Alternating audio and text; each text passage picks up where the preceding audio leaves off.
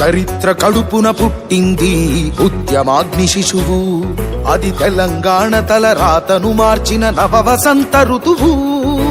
వివక్ష దోపిడి విలయంలో విలవిలలాడిన వేదన, అస్తిత్వం కై ఆరాటపడిన ఆత్మ గౌరవ భావన. పిడికిలెట్టిన కేసీఆర్ గొంతులో ప్రళయ గర్జన.